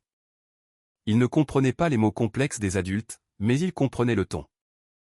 Il n'y avait pas de colère, il y avait de la douleur et il y avait autre chose, quelque chose que l'enfant reconnut de la façon dont Valérie le regardait. Il y avait de l'amour. « J'ai été un idiot, continua Jean-Pierre, la voix brisée par les pleurs. J'ai été si aveugle. Je pensais que te donner des choses, c'était aimer. Je pensais que payer des médecins, c'était prendre soin de toi. Et aujourd'hui? Aujourd'hui je t'ai enlevé ton sourire. » Jean-Pierre tendit une main vers le fauteuil, mais l'arrêta dans les airs, craignant que l'enfant ne reculât. Il la laissa flotter dans l'espace entre eux, une offre de paix tremblante. « Je ne sais pas si tu peux me pardonner, Théo. Je ne sais pas si je mérite que tu me pardonnes. Mais je te promets, je te jure sur la mémoire de ta maman, que plus jamais je ne jetterai ton bonheur à la poubelle. Plus jamais. » Valérie, qui observait la scène depuis le côté, sentit son cœur se serrer. Elle vit le masque de l'homme d'affaires tomber morceau par morceau, révélant l'homme blessé qui habitait dessous. Elle vit les mains de Jean-Pierre, ses mains qui signaient des contrats millionnaires, trembler de peur face au jugement d'un enfant de 5 ans. Théo regarda la main de son père, puis regarda Valérie cherchant approbation. Elle hocha doucement la tête, les yeux humides, lui donnant une permission silencieuse. Lentement, avec un effort énorme qui fit trembler son petit bras, Théo décolla sa main de la couverture et l'étira vers Jean-Pierre. Ses doigts, petits et pâles, effleurèrent les doigts grands et calleux de son père. Le contact fut électrique. Jean-Pierre lâcha un sanglot étouffé et, brisant la dernière barrière du protocole, saisit la petite main de son fils et la pressa contre sa joue humide, embrassant les phalanges minuscules avec désespoir. « Merci, merci », répétait Jean-Pierre le front appuyé sur la coudoir du fauteuil roulant, effondré devant la majesté de l'innocence de son fils. Le moment de connexion fut intense, mais fragile. Jean-Pierre demeura ainsi quelques minutes, absorbant la réalité de la peau de son fils contre la sienne, jusqu'à ce que l'inconfort de la situation commença à filtrer. Il se rendit compte qu'il ne suffisait pas de pleurer. Les pleurs soulageaient, mais ne construisaient pas. Il devait faire quelque chose. Il devait démontrer que son changement était réel, pas seulement un éclat émotionnel passager. Il s'essuya le visage avec la manche de sa veste, ruinant le tissu fin sans y penser, et se leva avec difficulté. Ses genoux craquèrent. Théo le regardait avec curiosité, ses grands yeux suivant chaque mouvement, sans peur désormais, mais avec une attente prudente. Jean-Pierre regarda autour de lui, sentant l'urgence de compenser le désastre du matin. Son esprit, entraîné à résoudre les problèmes avec des ressources, recourut à sa vieille habitude, le matérialisme. « C'est ton anniversaire, » dit Jean-Pierre, sa voix gagnant un peu de force, bien qu'encore tremblante. « Et j'ai gâché ta fête, mais je peux arranger ça. » Il plongea la main dans la poche intérieure de sa veste et sortit son téléphone mobile, le dernier modèle disponible sur le marché, et retira précipitamment la montre de son poignet, un chronographe en édition limitée qui valait plus que la maison de Valérie. « Regarde, Théo, dit-il en s'approchant de nouveau du fauteuil avec les objets brillants dans les mains, les lui offrant comme des offrandes à un petit dieu. Prends ça. La montre brille. Tu aimes les choses qui brillent, n'est-ce pas? Et le téléphone, tu peux regarder des vidéos, tu peux jouer à ce que tu veux. C'est à toi, tout est à toi. » Jean-Pierre plaça les objets hors de prix sur les genoux de l'enfant, espérant voir ce sourire du matin, espérant que la valeur des cadeaux effaçât le souvenir du gâteau bon marché. Mais Théo regarda la montre froide de métal et le téléphone noir inerte. Puis il regarda son père avec une expression de profonde confusion. Il ne les toucha pas, il ne sourit pas. En fait, il fit un geste de la main pour les écarter et la montre glissa de ses genoux, tombant sur le tapis avec un bruit sourd. L'enfant émit un son de désintérêt et tourna la tête vers Valérie, tendant les bras vers elle, demandant tacitement qu'elle revienne jouer, qu'elle ramène la magie. Les objets de 1000 carats ne signifiaient rien pour lui, c'étaient des déchets brillants. Jean-Pierre resta paralysé, les mains vides suspendues dans l'air. La déception le frappa avec force. Ça ne marchait pas. Son argent ne servait à rien ici. Dans l'économie du cœur de Théo, sa fortune n'avait aucune valeur d'échange. Il se sentit inutile, impuissant, un échec total en tant que père. Il n'en veut pas, murmura Jean-Pierre en regardant la montre au sol comme s'il s'agissait d'un artefact alien. Je ne sais pas quoi faire. Je ne sais pas ce qu'il veut. Ce fut alors que Valérie fit un pas en avant. Elle ne pouvait plus rester en marge. Elle avait vu la sincérité dans la douleur de Jean-Pierre et son cœur compatissant, le même qui la faisait soigner Théo comme s'il était le sien, s'apitoya sur cet homme puissant qui était en réalité un mendiant émotionnel. « Monsieur, dit-elle doucement, s'approchant du fauteuil et ramassant la montre du sol pour la poser sur une petite table. Il ne veut pas de vos choses. Il ne sait pas ce qu'elle coûte et il s'en moque. » Jean-Pierre la regarda désespéré. « Mais c'est la seule chose que j'ai à lui donner. Je ne sais pas. Je ne sais pas comment être ce dont il a besoin. Tu l'as vu sur les caméras, n'est-ce pas? Tu sais que je suis un désastre. Vous n'êtes pas un désastre, monsieur. Vous êtes juste un père qui a oublié comment jouer, répondit Valérie avec une sagesse simple qui désarma Jean-Pierre. Théo ne veut pas une montre. Théo veut que vous le regardiez. Il veut que vous fassiez partie de son monde, pas que vous l'observiez de l'extérieur. Mais je ne sais pas comment. Confessa Jean-Pierre, et ce fut la confession la plus honnête de sa vie. J'ai vu les vidéos, j'ai vu ce que tu fais avec lui. Tu le fais danser, tu le fais rire. Moi j'essaie et il prend peur. Mes mains sont maladroites. Je n'ai pas ton don. Valérie secoua la tête, souriant légèrement. Ce n'est pas un don, monsieur, c'est du temps. C'est de la patience, et surtout, c'est perdre la peur du ridicule. Vous avez peur de vous briser si vous vous approchez trop, mais il est plus fort que ce que vous croyez. Elle s'approcha d'un tiroir et sortit quelque chose. Ce n'était pas un jouet cher, c'étaient les ballons dégonflés du matin, ceux que Jean-Pierre avait ordonné de jeter mais qu'elle avait sauvés en secret. Valérie en gonfla un de couleur rouge, le noua et s'approcha de Jean-Pierre. « Tenez, lui dit-elle en lui mettant le ballon dans la main. Ne lui donnez pas une montre, jouez avec ça. » Jean-Pierre regarda le ballon rouge bon marché dans sa main. Cela semblait absurde. Lui, Jean-Pierre de Valory, tenant un ballon au milieu de la nuit. « Qu'est-ce que je fais ?» demanda-t-il, se sentant comme un enfant perdu. « Lancez-le doucement vers lui et attendez, » instruisit Valérie, son ton changeant d'employé à guide, à maîtresse. Jean-Pierre respira profondément, regarda Théo, qui observait le ballon les yeux grands ouverts, une étincelle d'intérêt s'allumant de nouveau dans son regard. D'un mouvement maladroit et rigide, Jean-Pierre frappa le ballon doucement vers le fauteuil roulant. Le ballon flotta lentement dans l'air, descendant vers l'enfant. Théo suivit la trajectoire du regard, concentré, et alors, avec cet effort que Jean-Pierre avait vu dans la vidéo, il leva une main et frappa le ballon en retour. « Ah !» s'exclama Théo, un petit sourire courbant ses lèvres. Le ballon revint vers Jean-Pierre. Il dut bouger rapidement pour qu'il ne tombe pas au sol. Faisant un pas latéral un peu brusque, il le frappa de nouveau vers son fils. « C'est ça !» encouragea Valérie. « Encore, monsieur. Ne le laissez pas tomber. » Le jeu commença. Un jeu simple, silencieux et banal pour tout observateur extérieur, mais monumental pour eux. Jean-Pierre bougeait d'un côté à l'autre. Au début, ses mouvements étaient tendus, préoccupé par son costume, préoccupé par sa dignité. Mais Théo riait. Chaque fois qu'il frappait le ballon, il lâchait un petit rire gargouillant qui agissait comme un baume sur les plaies de Jean-Pierre. La chaleur dans la pièce commença à monter. Jean-Pierre sentit que la veste le gênait, limitait ses mouvements, l'empêchait de se baisser vite quand Théo lançait le ballon bas. Sans arrêter le jeu, profitant d'un moment où le ballon flottait haut, Jean-Pierre arracha sa veste et la jeta au sol sur la montre oubliée.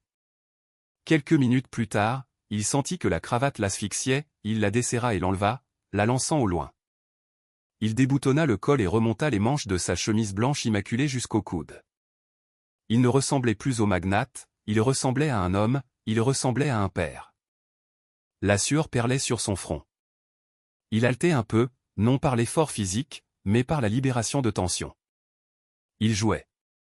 Il jouait vraiment avec son fils pour la première fois en 5 ans. À un moment donné, le ballon tomba au sol entre les deux. Jean-Pierre s'élança pour l'attraper, mais glissa sur le tapis et tomba assis brutalement. Il se fit un silence tendu. Valérie retint son souffle, craignant que l'ego du chef ne réagît mal. Mais alors Théo lâcha un éclat de rire, un rire fort, sonore et cristallin, montrant du doigt son papa assis par terre, décoiffé. Jean-Pierre regarda son fils rire de lui et, au lieu de se fâcher, sentit une bulle de joie exploser dans sa poitrine. Il commença à rire aussi. Un rire rouillé au début, mais qui se convertit bientôt en un éclat de rire libérateur qui se mêla à celui de l'enfant.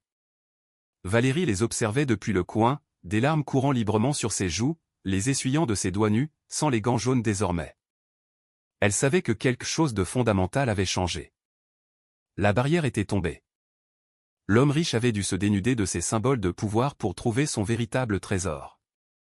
Valérie, dit Jean-Pierre, encore assis au sol, reprenant son souffle, regardant la femme avec une gratitude immense dans les yeux. Merci. Mais la journée n'était pas terminée. Jean-Pierre regarda Théo, qui brillait maintenant de bonheur, et sut que le jeu n'était que le début. Il y avait quelque chose de plus important qui devait se produire, quelque chose que Valérie avait mentionné dans la vidéo et qu'il avait besoin d'entendre en direct pour clore le cycle de sa rédemption. Viens ici, champion, dit Jean-Pierre en ouvrant les bras, invitant son fils à sortir du fauteuil, invitant au contact physique total, sans barrière de latex ni de métal. C'était le moment de l'épreuve finale.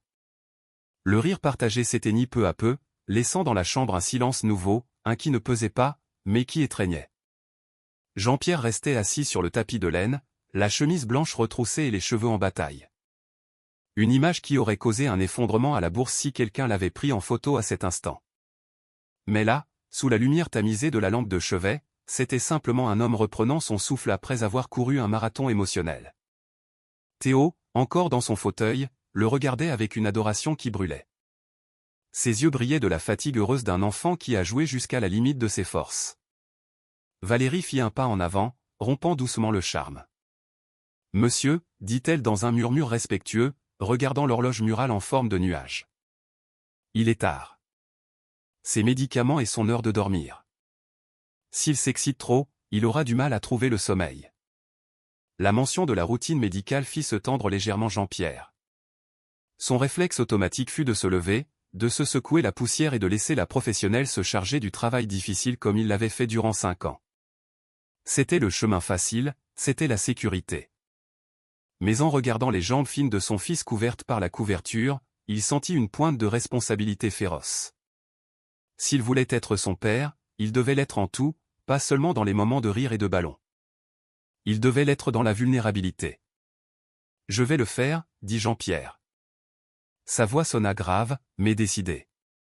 Valérie le regarda avec surprise, arrêtant ses mains qui allaient déjà détacher la ceinture de sécurité du fauteuil.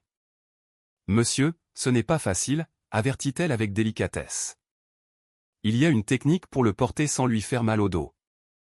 Il pèse un peu plus qu'il n'y paraît et ses muscles parfois se raidissent et il prend peur. »« Apprends-moi » l'interrompit-il en se levant et s'approchant du fauteuil. Il se frotta les mains, nerveux comme un chirurgien avant une opération à cœur ouvert. « Je ne vais pas partir, Valérie. Dis-moi quoi faire. » Guide-moi. Valérie étudia le visage de son patron pendant une seconde. Elle vit la peur dans ses yeux, mais elle vit aussi une détermination inébranlable. Elle hocha lentement la tête et se plaça de l'autre côté du fauteuil. « D'accord, dit-elle, assumant le contrôle de la situation avec une autorité douce. D'abord, approchez-vous très près. N'ayez pas peur d'envahir son espace. Il a besoin de sentir la sécurité, pas la distance. » Jean-Pierre obéit. Il se pencha sur Théo, sentant l'odeur de savon à la lavande et de lait tiède qui émanait de l'enfant. C'était une odeur d'innocence qui l'étourdit. « Mettez votre bras gauche sous ses genoux, instruisit Valérie, ses propres mains flottant tout près au cas où, comme les roues d'entraînement d'un vélo, et le droit derrière son dos, soutenant fermement le cou et la tête. Comme ça. Jean-Pierre glissa ses bras où elle le lui indiqua. En sentant le corps de son fils, la réalité le frappa. Théo était léger, terriblement léger. Il pouvait sentir la fragilité de ses os à travers le pyjama de coton, la délicatesse de sa colonne vertébrale. Cette fragilité lui provoqua une terreur profonde de le briser, mais en même temps réveilla un instinct protecteur archaïque, violent et absolu. Maintenant, soulevez le collet à votre poitrine.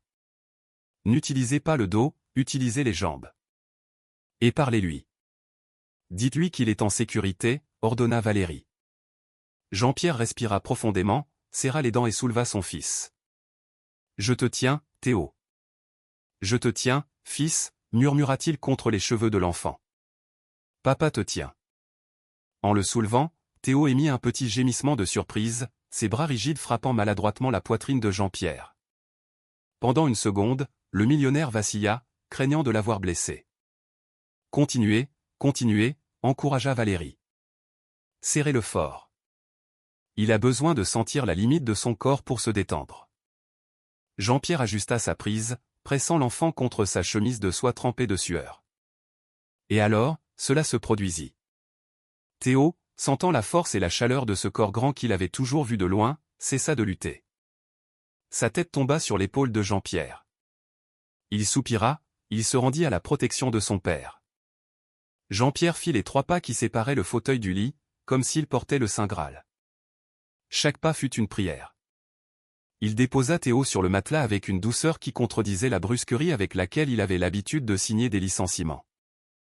Valérie s'approcha rapidement pour arranger les oreillers et le bordeur, mais Jean-Pierre l'arrêta d'un geste doux de la main. « Laisse-moi, demanda-t-il. Avec des mains tremblantes, Jean-Pierre déploya le drap et couvrit son fils jusqu'à la poitrine. Il lissa les plis du tissu avec une méticulosité obsessionnelle. Il s'assit au bord du lit, le matelas s'enfonçant sous son poids, créant une inclinaison qui faisait glisser imperceptiblement le corps de Théo vers lui. « Il a soif », dit Valérie apportant un verre spécial avec une paille qui était sur la table de nuit. « Normalement, il boit de l'eau avant de dormir. » Jean-Pierre prit le verre. Ses doigts grands et forts, habitués à tenir des verres en cristal de Bohème et des stylos plumes, se sentaient gauches avec le plastique coloré. Il approcha la paille des lèvres de Théo. L'enfant but avidement, ses yeux bleus fixés dans ceux de son père par-dessus le bord du verre. Jean-Pierre soutint le récipient avec une patience infinie, l'inclinant degré par degré, fasciné par le mouvement rythmique de la gorge de son fils en avalant. C'était un acte biologique simple, nourrir, mais pour Jean-Pierre cela ressemblait à un sacrement. Il nourrissait, il servait. Quand l'eau fut terminée, Jean-Pierre laissa le verre sur la table et chercha dans sa poche un mouchoir en tissu fin pour essuyer une goutte d'eau qui s'était échappée par la commissure des lèvres de Théo. Il le fit avec une délicatesse extrême. « Merci, Valérie », dit Jean-Pierre sans regarder en arrière, sa vue clouée sur l'enfant. « Peux-tu nous laisser un moment ?» Valérie hésita un instant. Son instinct maternel lui criait de rester, de surveiller, mais sa sagesse lui dit que ce moment ne lui appartenait pas. C'était l'espace sacré où se forgeait un père. « Je serai juste derrière la porte, monsieur, pour quoi que ce soit, dit-elle, et elle se retira vers les ombres du couloir, laissant la porte entr'ouverte, devenant l'ange gardien invisible. La chambre resta dans la pénombre, éclairée seulement par la lumière de la lune qui entrait par la fenêtre et la petite lampe de chevet qui projetait de longues ombres sur le mur. Le monde extérieur, avec ses affaires, ses fusions et ses millions, avait cessé d'exister. Seul existait cet homme brisé et cet enfant miracle. Jean-Pierre regarda ses mains vides sur ses genoux, des mains qui avaient bâti un empire, mais qui avait failli à bâtir un foyer.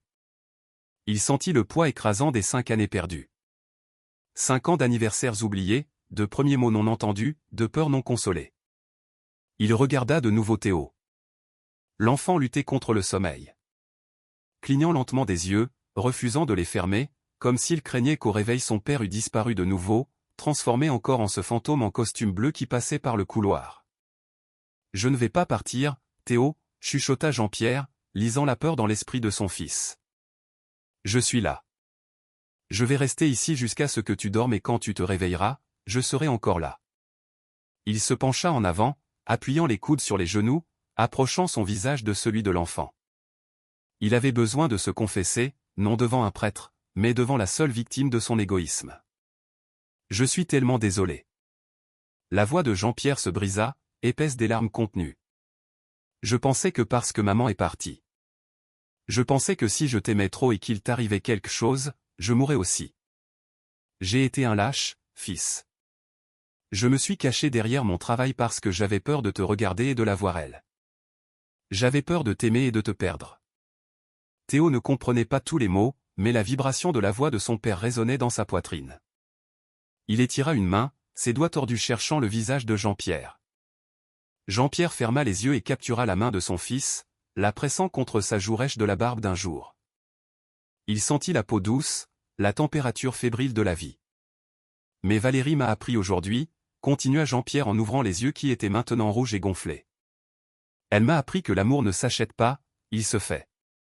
Il se fait en jouant avec des ballons, il se fait en nettoyant les nez qui coulent, il se fait en étant présent. Et je te jure, Théo, je te jure que je vais apprendre. Je vais apprendre à être le papa que toi et Valérie m'avez montré dans cette vidéo. Le moment se chargea d'une électricité statique. Théo était visiblement agité. Sa respiration s'accéléra.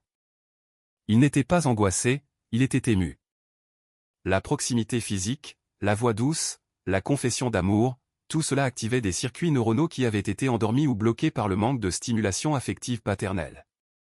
L'enfant commença à bouger dans le lit, arquant le dos, faisant un effort titanesque qui tendit chaque muscle de son petit cou. « Qu'est-ce qu'il y a » demanda Jean-Pierre alarmé en se redressant. « Tu as mal quelque part ? Tu veux que j'appelle Valérie » Théo nia de la tête frénétiquement. Ses yeux se clouèrent dans ceux de Jean-Pierre avec une intensité qui faisait presque mal. Il ouvrit la bouche, bougeant la langue, essayant de coordonner l'air, les cordes vocales et la position des lèvres. C'était une lutte physique contre sa propre paralysie. Ah. Ah. Émit Théo. Jean-Pierre se figea. Il se rappela la vidéo, se rappela ce que Valérie lui avait dit, il veut que vous le regardiez. Dis-le, champion, chuchota Jean-Pierre, s'approchant si près que leur nez se touchait presque, l'encourageant avec une foi désespérée. Tu peux le faire. Je t'écoute. Papa t'écoute. Théo ferma les yeux avec force, concentrant toute son énergie vitale, tout l'amour qu'il avait accumulé en silence durant 5 ans, toute la joie du ballon rouge, toute la sécurité des bras forts qui venaient de le porter. Il prit une bouffée d'air profonde qui sonna comme un sifflement dans la chambre silencieuse. Et alors, brisant la barrière du silence, brisant la malédiction de la distance, la parole sortit. Ce ne fut pas un balbutiement, ce fut clair, ce fut fort, ce fut définitif. P.A. P.A. Le temps s'arrêta. L'univers de Jean-Pierre de Valory implosa et renaquit dans cette fraction de seconde. Ce seul mot, 2 syllabes simples, eut plus de pouvoir que n'importe quel contrat millionnaire qu'il eût signé dans sa vie. Ce mot valida son existence. Ce mot l'absolvit. Jean-Pierre lâcha un cri étouffé, un mélange de rire et de pleurs hystériques. Oui. S'exclama-t-il en se jetant en avant. Oui, mon amour. Je suis papa. Je suis papa. Sans réfléchir, sans mesurer sa force, il souleva Théo du lit et l'enveloppa dans une étreinte féroce, enfouissant son visage dans le cou de l'enfant. Et Théo, défiant ses propres muscles atrophiques, entoura le cou de Jean-Pierre avec ses petits bras faibles et serra. Il serra de toutes ses forces. Ce fut l'étreinte des retrouvailles. 2 âmes qui avaient vécu à la même adresse postale mais dans des galaxies différentes venaient d'entrer en collision. Jean-Pierre pleurait sans consolation, mouillant le pyjama de Théo, secoué par des spasmes de pure émotion. Il sentait le cœur de son fils battre contre le sien, un rythme frénétique de vie et d'espoir. Tu l'as dit, répétait Jean-Pierre entre les sanglots. Je t'ai entendu. Je t'ai entendu. Depuis la porte, Valérie observait. Elle se couvrit la bouche des deux mains pour ne pas sangloter à voix haute et briser le moment sacré. Les larmes coulaient sur son visage, tombant sur son uniforme bleu. Elle avait été le pont.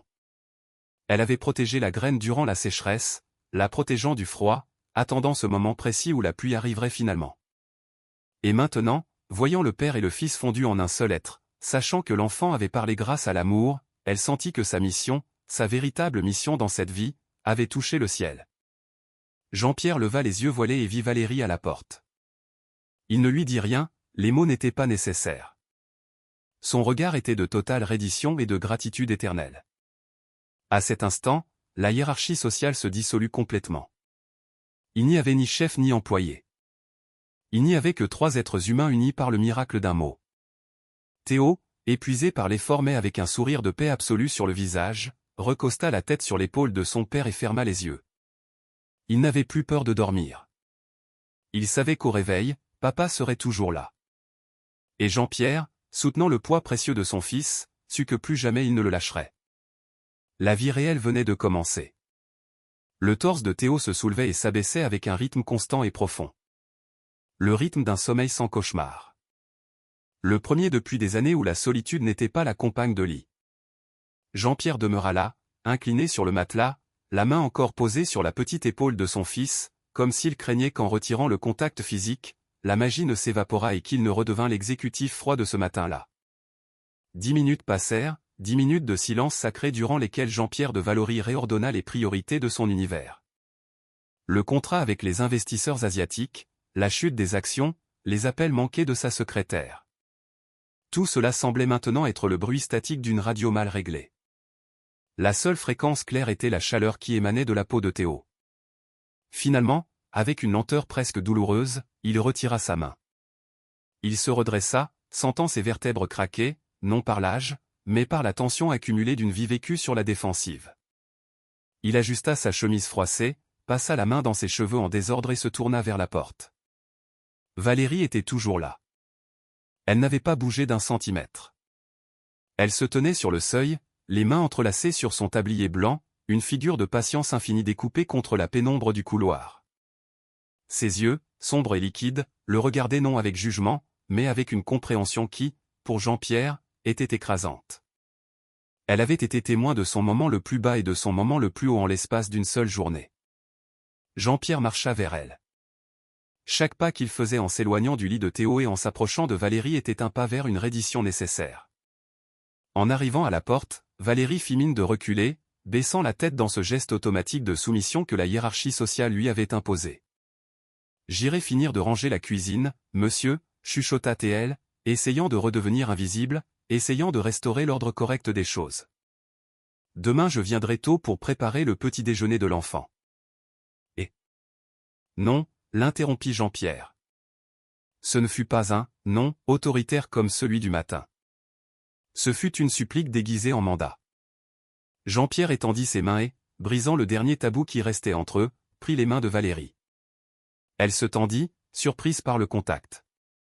Ses mains étaient petites mais fortes, rêches à cause du détergent et du travail dur, une carte topographique de sacrifice et de service.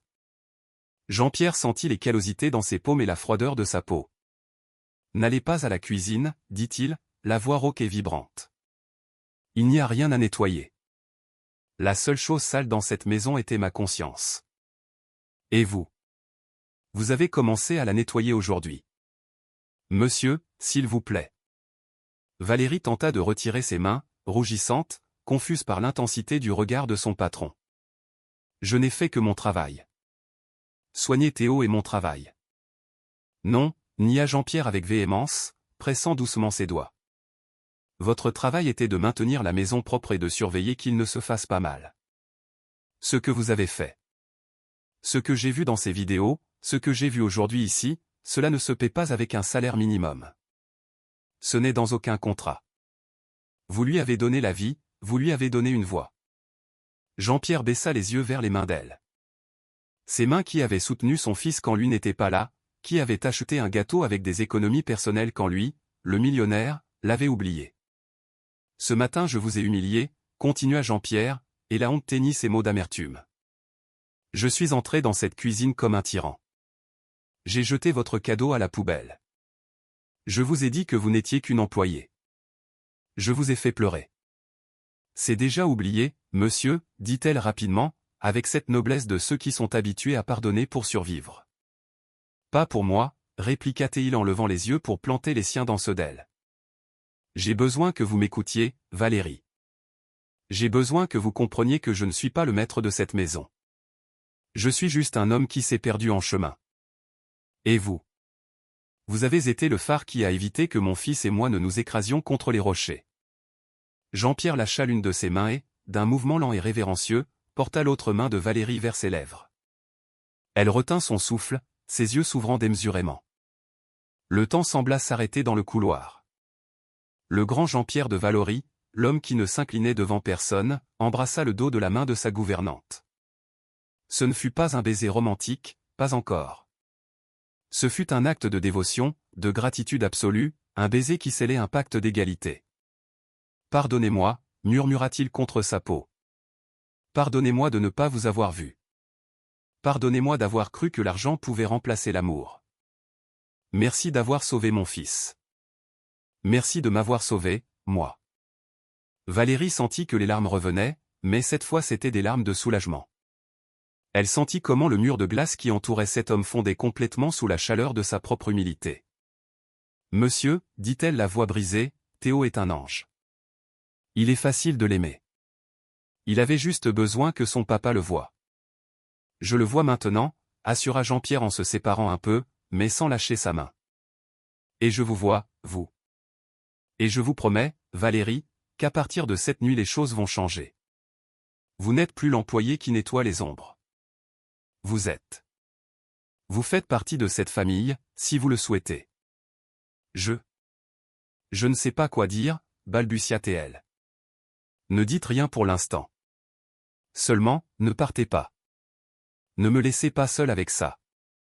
J'ai besoin que vous m'appreniez. J'ai besoin que vous m'aidiez à être le père qu'il mérite. Je ne peux pas le faire sans vous. La vulnérabilité dans la requête de Jean-Pierre était totale.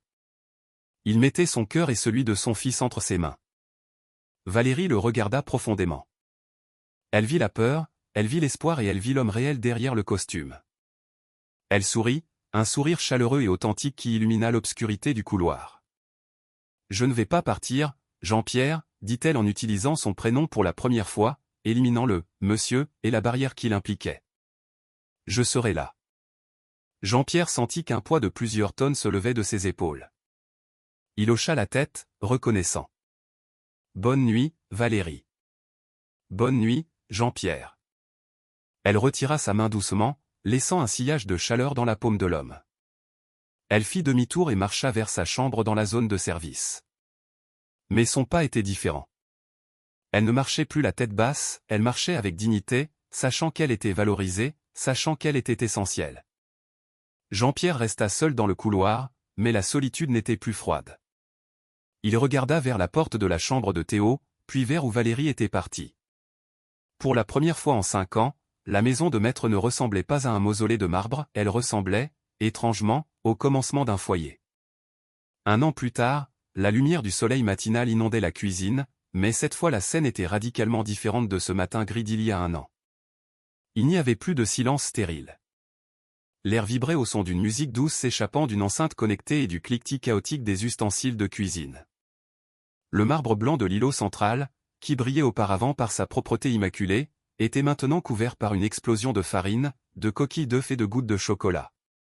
C'était un désordre glorieux. Jean-Pierre de Valory était au centre de la tempête, mais il ne portait pas de costume bleu marine ni de montre à 50 000 €. Il portait un jean usé, un t-shirt blanc simple et un tablier qui disait « Le chef de la cuisine », taché de pâte. Il avait de la farine sur le nez et une expression de concentration intense tandis qu'il tentait de battre une préparation dans un bol en métal. « Plus vite, papa, plus vite !» cria une voix pleine d'énergie. Théo, maintenant âgé de 6 ans, était assis sur une chaise haute adaptée, et non dans son fauteuil roulant. Ses jambes pendaient librement, se balançant. Bien que sa condition fût toujours présente, sa posture était bien plus forte, son torse droit. Ses mains tenaient une cuillère en bois et frappaient la table au rythme de la musique.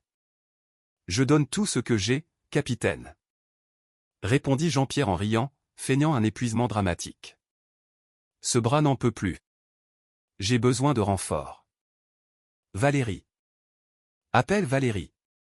Répéta Théo, tournant la tête avec une agilité qui auparavant était impensable. Papa abandonne. La porte du jardin s'ouvrit et Valérie entra. La transformation était subtile, mais impactante. Elle ne portait plus l'uniforme bleu ni le tablier de service. Elle portait une robe légère aux motifs floraux printaniers qui mettait en valeur sa silhouette, les cheveux lâchés tombant en ondes sur ses épaules.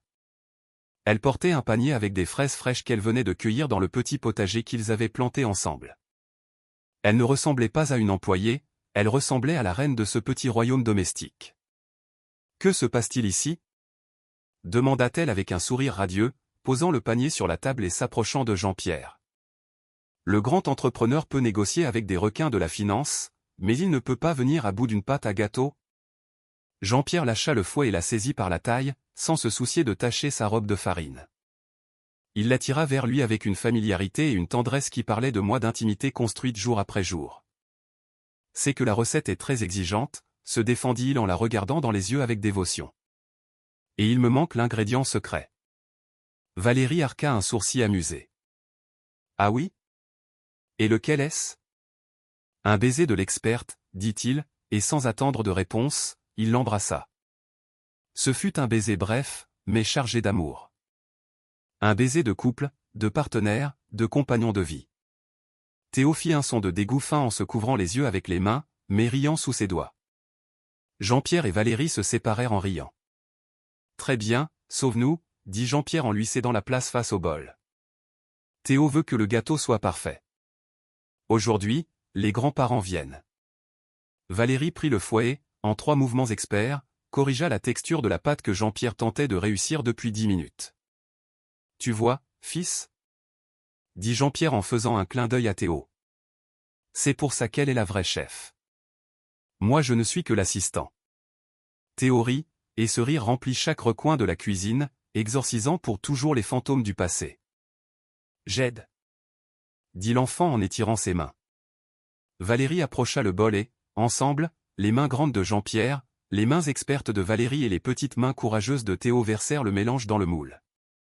Tandis qu'il mettait le gâteau au four, Jean-Pierre resta un moment à observer la scène. Il regarda Théo, heureux et en sécurité. Il regarda Valérie, qui nettoyait maintenant le plan de travail en chantonnant et rayonnant cette lumière qui avait redonné vie à cette maison. Il se souvint de l'homme qu'il était un an auparavant, riche mais misérable, puissant mais impuissant face à la douleur. Il pensa à la fusion asiatique qui finalement ne s'était pas signée et comment cela lui avait été égal, car en échange, il avait gagné quelque chose qui ne cotait pas en bourse, du temps. Il avait restructuré son entreprise pour travailler moins d'heures. Il avait perdu de l'argent, oui, mais il avait gagné une vie. Il marcha vers la cheminée du salon contigu, qui était maintenant visible depuis la cuisine grâce à une rénovation qu'ils avaient faite pour ouvrir les espaces, moins de murs, plus de familles, avait suggéré Valérie. Sur le manteau de la cheminée, où avant il n'y avait que des sculptures abstraites froides, il y avait maintenant une collection de cadres photos. Il y avait des photos de Théo au parc, des photos de son premier jour d'école, des photos de pique-nique dans le verger de Provence. Mais au centre, occupant la place d'honneur, il y avait une photo nouvelle. Elle avait été prise quelques mois plus tôt lors d'un voyage à la mer. Sur celle-ci, Jean-Pierre tenait Théo dans ses bras face à l'océan, tous deux riant aux éclats, les cheveux mouillés. Et à leur côté, les étreignant tous les deux, se trouvait Valérie, regardant Jean-Pierre avec un amour qui transcendait les barrières sociales et les passés douloureux. Jean-Pierre prit la photo et passa le doigt sur le verre. « Jean-Pierre » l'appela Valérie depuis la cuisine, le sortant de ses pensées. « Le four est chaud. Tu viens mettre le minuteur » Jean-Pierre reposa la photo à sa place. Il sourit. Ce mot, Jean-Pierre, sonnait mieux sur les lèvres d'elle que, président, sur les lèvres de n'importe qui d'autre. « J'arrive » répondit-il. Il retourna à la cuisine, à la chaleur, au désordre, à l'amour. Il s'approcha de sa nouvelle famille, entoura les épaules de Valérie d'un bras et ébouriffa les cheveux de Théo de l'autre. « Vous savez quoi » dit Jean-Pierre en regardant le gâteau cru à travers la vitre du four. « Je crois que celui-ci va être le meilleur gâteau de l'histoire. »« Pourquoi » demanda Théo. « Parce que nous l'avons fait nous-mêmes, » répondit Jean-Pierre en embrassant la tête de son fils.